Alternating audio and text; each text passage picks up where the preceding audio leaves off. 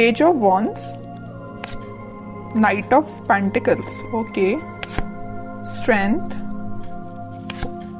Night of wands, moon, S of pentacles. In bottom में आया है 3 ऑफ वॉन्ड्स।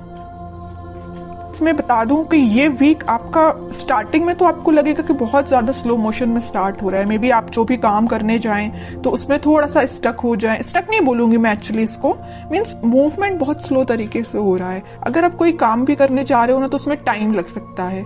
अगर आप किसी से कम्युनिकेशन करने के लिए जा रहे हो तो मे बी वो पर्सन आपको अवेलेबल ना मिले, है ना, तो थोड़ा सा डिले हो सकता है काम में। स्टक नहीं बोलूंगी मैं इस चीज को, ओके। लेकिन ना आप इस वीक में मुझे स्ट्रेंथ बनाए हुए दिख रहे हो, मीन्स ठीक है, इट्स ओके। अगर कोई प्रॉब्लम चल रही है, अगर कोई सिचुएशन अभी थोड़ी सी डिले चल रही है, तो आप यही मेंटालिटी रखना, यही सोचना है कि जो होता है अच्छे के लिए ही होता है।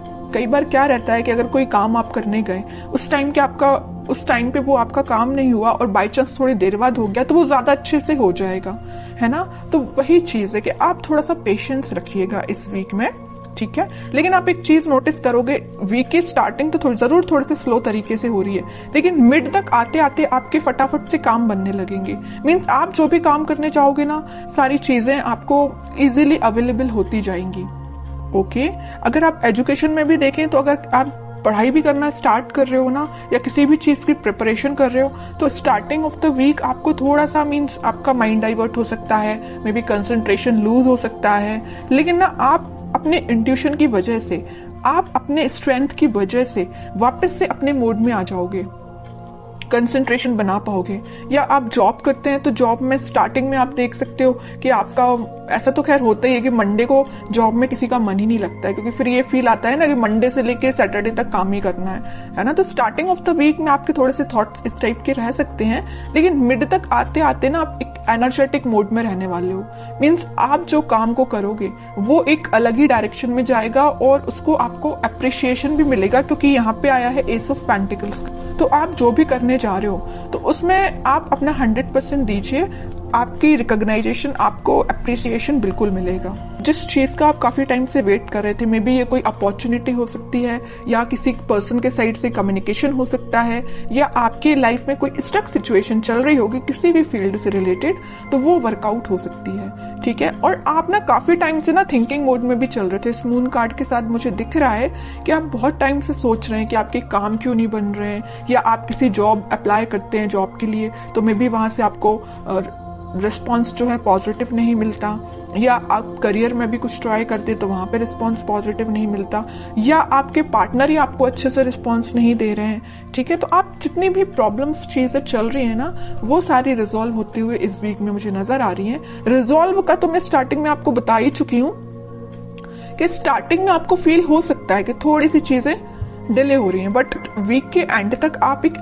एस ऑफ पेंटिकल्स के मोड में होगे। न्यू बिगिनिंग आप देख सकते हो, और जो भी आप करने चाह रहे हो ना, तो आप एक बहुत ज्यादा ग्रोथ, प्रोस्पेरिटी देख सकते हो। क्योंकि देखिए, garden to the gate type का ये कार्ड है, तो मीन्स आप एक गार्डन में एंट्री लेने वाले हो। अभी तक आप माउंटेन्स में या ऐसी जगह पे थे जहां पे आपको अपॉर्चुनिटीज नहीं मिल रही थी, आप बहुत ज्यादा ढूंढ रहे थे। वही मैंने बोला ना अभी मिड ऑफ द रीडिंग में कि आप अपॉर्चुनिटी सीख कर रहे थे, या किसी चीज का, रिसोर्सेज का वेट कर रहे थे, है ना।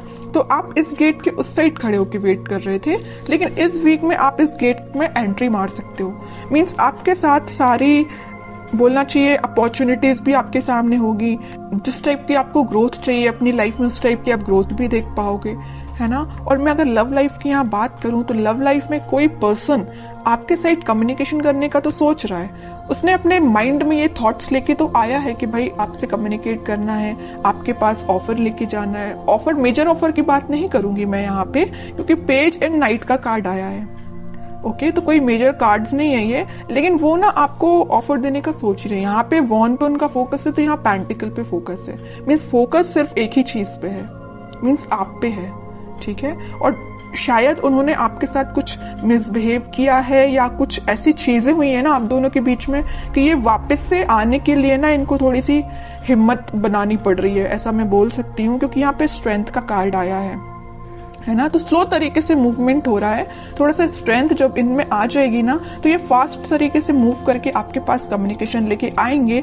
फिलहाल इनके थॉट्स में थोड़े सा मुझे ब्लर नजर आ रहे हैं, क्योंकि यहाँ पे मून का कार्ड है। थॉट्स में अभी क्लैरिटी नहीं आई है इनके, और जैसे ही क्लैरिटी आएगी ये कम्युनिकेशन लेके आएंगे और कोई न्यू बिगनिंग से रिलेटेड आपसे बात कर सकते हैं, ठीक है। और आपके पार्टनर मुझे लग रहा है कहीं मीन्स कोस्टल एरिया से रिलेटेड कोई जगह पे रहते हैं, या आप रहते हो कोस्टल एरिया की जगहों पे, या आपके पार्टनर रहते हैं, है ना। तो पॉजिटिव ही एनर्जी है ये वीक। मुझे आपका ना कोई भी नेगेटिविटी मुझे दिखाई नहीं दे रही है। तो ये वीक मुझे आपका ग्रोथ और प्रॉस्पेरिटी से भरा हुआ लग रहा है। कोई भी मुझे नेगेटिव सिचुएशन नजर नहीं आ रही है। ओके, बस मून कार्ड के साथ मैं आपको एक अलर्ट देना चाहूंगी, अगर आपके माइंड में कोई नेगेटिव थॉट आते हैं ना तो उनको मीन्स ज्यादा प्रायोरिटी नहीं देना है, तुरंत मूव ऑन करना है, तुरंत थॉट को चेंज करना है, ठीक है।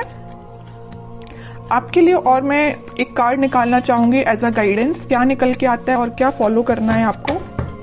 तो मैं अगर लव लाइफ की यहाँ पे सम अप करके बताऊं आपको, पहले मैं कार्ड निकालती हूँ फिर बताती हूँ। देखिए मैं कह ही रही हूँ, आप ना अपने पार्टनर का में भी काफी टाइम से वेट कर रहे हैं, कम्युनिकेशन का वेट कर रहे हैं, यहाँ भी वेटिंग पीरियड, यहाँ भी वेटिंग पीरियड, और ये पार्टनर ना काफी दूर से ट्रेवल करके आपके पास आ भी सकते हैं।